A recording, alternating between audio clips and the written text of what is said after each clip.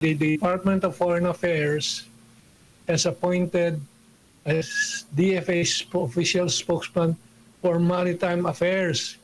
Ibig po sabihin po nito, nag-a-assert na po ang Department of Foreign Affairs na sila ang pangunahing boses dito sa maritime issues, dito sa mga West Philippine Sea at itong mga to. So Tariera should be stepping aside. But of course, we do not expect Tariera to keep quiet dahil po di po madisiplina po yan. Dahil malinaw naman po ang tinitindigan ni Tariera ay yung suporta ng Amerikano at ng mga American proxies para panggulo. Ating komunikasyon ngayong umaga, si Ginoong Herman Chu Laurel, isa pong geopolitical analyst. Sir, good morning po. Magandang umaga po sa SMNI at sa ating mga TV hosts, anchors. Good morning. Yes sir, good morning po. Jade po ito, sir, comment pong at paano ho ba ninyo tinitingnan itong Senate resolution? Inaprubahan o inadapt po na Senate resolution na kumukundina sa China kahapon. Yeah, well, number one, Jay, sorry, wala kasi akong video kaya hindi ko nakikita kung sino nag-a-anchor ngayon. So Yes, Jay, sir. good morning. May kasama ka ba para Si Admar. mabati ko? Si Admar po. Si Admar, Yes, good po. morning. Sorry. It's fine po. Ayaw ko kung anong diferensya ng aking Viber ngayon, ayaw mong video. Yes sir, go ahead. Good morning ulit. No? Unang-una, hindi pa po malinaw yung lingwahe na lalabas na resolution. Wala daw objection dito pero napakaraming debate kagabi. Kita po natin na sa loobin po ng mga nasa oposisyon sa Senado ay marami po silang hindi gusto dito sa resolution na to.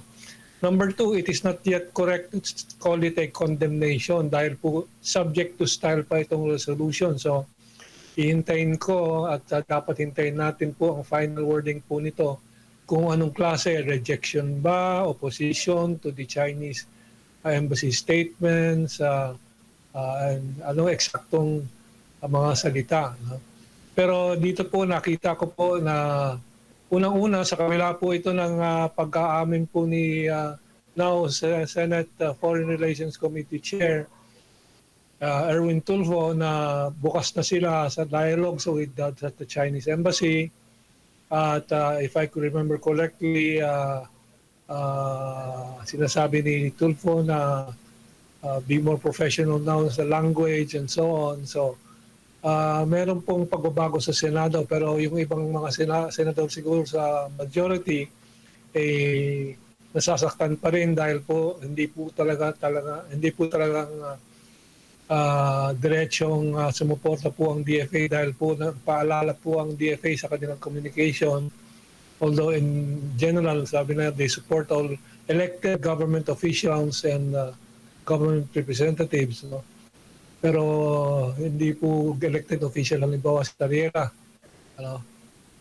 So, very, So sa kabila po nitong reconciliation na in-extend ni Tulfo, lumabas ito dahil meron sigurong ibang mga senador sa majority na nasasaktan pa rin at gustong sagutin ang Chinese Embassy. But ang importante po na idagdag po sa lahat na to ay talagang ang Philippine government po ay nagbabago na ng direksyon dito sa Chinese Embassy at sa China at is turning a better, warmer attitude towards China dahil po makikita po natin, very significant po ito na lumabas ng balita kahapong gabi yata, I'm not sure, but now nasa headline po ng ilang mga pahayagan nasa front pages that the Department of Foreign Affairs has appointed as DFA's official spokesman for maritime affairs.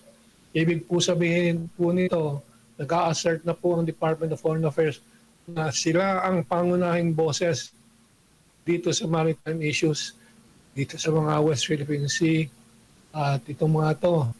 So Tariera should be stepping aside. But of course, we do not expect Tariera to keep quiet dahil po di po madisiplina po yan. Dahil malinaw naman po ang tinitindigan ni Tariera ay yung suporta ng Amerikano at ng mga American proxies para panggulo. In the meantime, the Chinese embassy, I'm sure, will just take this very professionally, diplomatically. Wala pong mga fuck you ang narinig natin sa Chinese embassy, na narinig natin sa majority member ng Senate of the Philippines, no? Pero tinatapatan po nila, like Ambassador Jing Qian said, itong bagong ambassador ng China, patuloy ang dialogue ng Pilipinas at China. In fact, yung simula na ulit ng dialogue ay nangyari kahapon nata, no?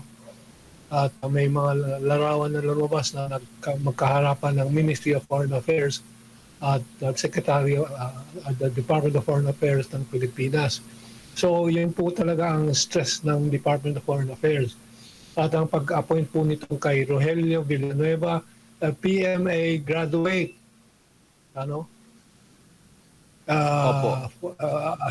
joins a long list of Philippine spokespersons for maritime issues. This stands, may larawan po dito as he was introduced to a room full of journalists. Rogelio Villanueva Jr. stands at the attention on the sidelines of an undecorated hall inside the DFA headquarters in Pasay City. So formal na inanunsyo na po ito. And this is the answer of the Department of Foreign Affairs and Malacanang to all these other bangayan na narinig natin, nakikita natin. So yung resolution galing sa Senate does not mean very much really sa diplomatic position po ng Pilipinas na naging positibo na po. So, sa madaling salita, Kamentong, hindi ganoon kalaki yung impact para po sa China itong Senate resolution? Wala pong impact po ito. Basta tinulit na din ni Ambassador Jing Qian na pangkausap lang nila ay ang DFA at ang Malacanang. At kung meron mga utos na personal grant and so on, basta mag-utos lang ang Malacanang. Mag-e-empake ang buong embahada.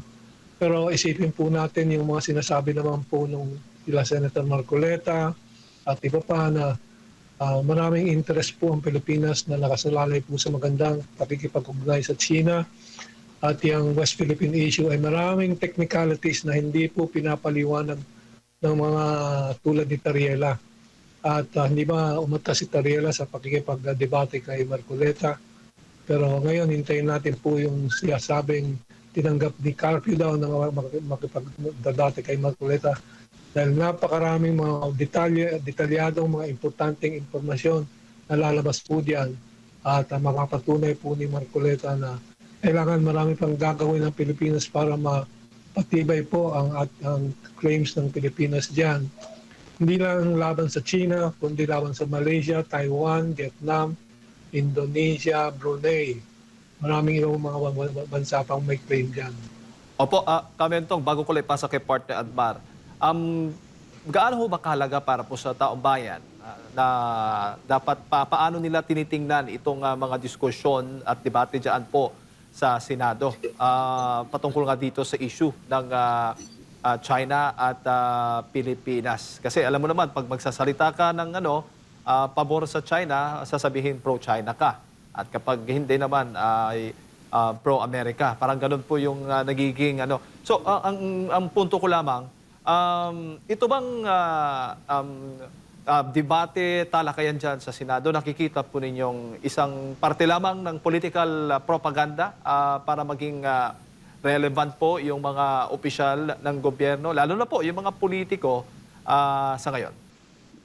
Nagtisiyeter lang po ng marami po sa mga senador. Nagtisiyeter po, nagdadrama po, megaphone diplomacy para madiin ang kanilang mga pangalan para sa mga susunod na halalan. Lalo-lalo na ng mga nag-ambisyon na tapatan si Sara Duterte.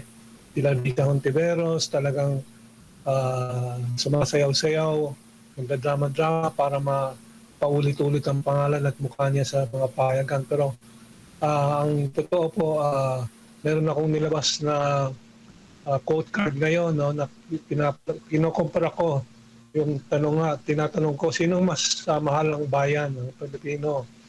Yung mga dumidepensa sa 500 OFW sa China, sa Hong Kong, sa Macau, sa loob ng China, overseas Filipino workers doon, yung mga dumidepensa at tumutulong sa mga exporters ng durian, saging, pinya ng Mindanao, yung mga nangangalaga ng posibilidad na magkaroon po ng joint venture sa gas and oil exploration between China and the Philippines and other countries, or yung mga naghahadlang po dito sa halimbawa sa panggugulo ay nahahadlangan po yung pagbabalik po ng 2 milyong turistang China na gumagastos po ng $2.5 billion a year. Sinong makabayan daw po doon? Sinong nagmamahal sa Pilipinas at sa Pilipino? So I think malinaw po. Pangalawa, ang totoong sentimento po ng taong bayan tungkol sa mga issues na to ay nakikita po natin sa survey noong September 2025 ng Pulse Asia. Isa sa iilan lang pong maasahan na survey group. At lumabas po doon, 4% lang po ng populasyon ang tinuturing na ang West Philippine Sea issue ay pangunahing alalahanin nila. 4 sa 100 Pilipino lang po ang nag-iisip po niyan. Ang 96% o 96 sa 100 Pilipino ang inaalala po ay yung presyo ng bilihin, trabaho, korupsyon, yung kabuhayan po nila. Yun ang totoong sentimento ng taong bayan. Kaya ang kabayan po sa patriotiko at mga Pilipino ay yung mga nangangalaga po ng economic interest po ng bayan, particularly in relation to the biggest market in human history. Pinakamalaking merkado para sa pagkain, teknolohiya, exports natin, ang China, the Chinese market. Ang kalaban po ng Pilipino po ay yung mga naghahadlang sa mga nagawa na sanang maganda noong panahon ni Presidente Rodrigo Duterte na napakaraming tulay, infrastructure project, kabubukas lang ng Bukana Bridge sa Davao, yung Wawa Dam, kabubukas lang po ni Ambassador Ching Chian na nagdadagdag po, I think, 600 megawatt power sa kuryente po natin at supply ng tubig sa Metro Manila. Tuloy-tuloy po ang mga projects po ng Chinese Embassy with the Philippine government tulad ng pagpapatuloy po ng dialogo. So positibo lahat ang nangyayari except yung mga malalaking pahayagan po natin. Gusto i-highlight po yung bangayan dahil po sa mga interest ng oligarchs na may control ng malalaking media natin. Kaya salamat po sa SMNI, nag-uulat po kayo ng balanseng balita. Kamentong, magandang umaga, si Admar po ito. No? Pinapatibay ba itong mga pinapahayag po, like kagaya po ni Senador Rodante Marcoleta, nitong si Senador Alan Peter Cayetano, mas pinapatibay pa ba natin yung ating claims or pagigit sa ating interest kung or nagpapahina po dito itong sa kanilang mga nagiging pahayag po? Well, ang ginagawa po nila Senator Marcoleta, nila Senator Jaime Marcos, nila Cayetano ay nagpapatibay sana sa ating mga claims dyan sa South China Sea. Kasi po tulad ng tinutulak po rin ng ibang mga retired admiral ng Philippine Coast Guard tulad ni Admiral Garcia, ang kailangan po talaga yung detalyadong mga descriptions ng maritime boundaries na kine-claim ng Pilipinas ng EEZ. Hindi tama si Carpio na sinasabi nakasaad daw sa UNCLOS na walang limit yung 200 nautical mile ng EEZ. Kasi may overlap po tayo sa ibang claims ng Malaysia, Vietnam, Brunei at iba pa, no, nabanggit ko na kanina. So meron din silang claim na overlap sa claim natin. Kaya po kailangan mag-usap lahat at mag-define kung hanggang saan ang tatanggapin ng magkabilang panig, kung saan ang EEZ ng bawat isa. Eh wala pong ganyang nangyayari. Meron ngang usapan sa ASEAN, yung Code of Conduct, yun, isang pag-asa pong maayos lahat po yan. Pero inuunahan po yan lahat nila Tariela, nila Rufus Rodriguez, yung mga pro-America na yan, na hindi po interest ng Pilipino talaga ang itinataguyod dito, kundi panggugulo. Alam po ba ninyo, right, at this moment na nagbabangayan po tungkol diyan, may bago na ng US military unit ang binubuo sa Pilipinas na tinatapat sa Taiwan, para maging sa aking interpretasyon invasion force sa Taiwan. Hindi po China mag-i-invade sa Taiwan kundi Amerikano at ginagamit po ang Pilipinas na bilang launching pad po sa mga paghahanda po nila. At the same time, inaamo-amo ni Trump ang China at bibisita si Trump sa Abril sa kay President Xi Jinping. Bakit tayo naman ay nagpapauto at tinutulak na away sa China? Kaya tama sila Marcoleta, ayusin natin lahat at ipagpatuloy po natin. Tama ang DFA, tama rin ang Malacanang. Pagpatuloy natin ang warm relations with China. Buksan na natin ulit yung merkado. Alagaan po natin ang economic or kabuhayan na kapakanan po ng bayan natin bagong bangayan dyan sa claims na hindi po ma-resolve sa bangayan po yan. Opo, kasi ang tanong din, bakit humahantong tayo dun sa mga name calling, no? Sinasabi agad na halimbawa pag ganito mga argumentong inilalahad ni na Senador Cayetano at Senador Marcoleta, sasabihin agad na pro-China, Chinador, ito yung mga bagong katagala sa kanila.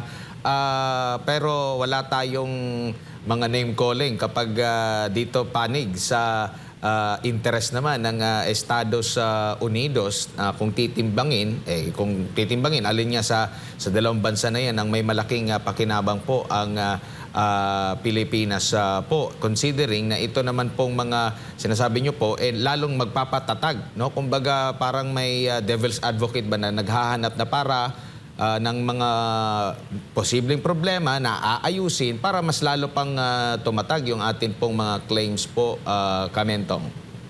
Yeah, kasi talo na po sila Carpio sa argumento. Si Tariela talagang walang masagot sa mga detalyadong mga tanong sa kanya. Dahil siya mismo, inamin niya, hindi pa niya nabasa po ang UNCLOS na kung ilang daang pahina na aking pinasadahan din po. Tulad ng aking kasamang Tiado, pag linawan umarap po sa TRICOM sa Kongreso. Umiwas ang mga TRICOM congressman na pag-usapan yung mga detalye dahil handa po si Kaado na talagang ipaliwanag ang lahat, umiwas po sila at nag-name calling na lang din sila na hindi makabayan kung ano-ano. Yun lang po ang last resort po nila, name calling at hindi argumento. And of course, nakakalamang sila dahil po hawak nilang Inquirer, Philippine Star, TV5, ANC at iba pa. Laging in-interview sila Tariela, sila Raymond Powell. But again, pasasalamat ako kay SMNI sa inyong tulong sa pagpapaliwanag po nitong mga issue na to. Alright. Kamentong, siguro ay yung huling mensahe para sa lahat ng ating mga kababayan na nanonood po at nakikinig sa mga oras na ito. Alam ng taong bayan kung sino talaga ang mga Pilipino, nagmamahal sa Pilipinas, nagmamahal po sa kapakanan ng bawat Pilipino, sa OFW natin ang kalahating milyon, sa 6 na milyong tourism-related workers na Pilipino na naghihirap po ngayon dahil po nawala po ang merkado ng China, at sa lahat po ng mga umaasa na mapayapa ang Asia para magpatuloy po ang Asian Century na tinatawag, para mabuksan ng bagong era, bagong siglo ng forever peace and forever prosperity sa mundo natin, na itong nakaraang 500 taon sa Western imperialism ay hindi po natin natikman na ni isang segundong kapayapaan. Pero sa pamumuno po natin sa Asia, yan po ay ating may tatatag sa buong mundo at gaganda po ang kinabukasan ng sangkatauhan.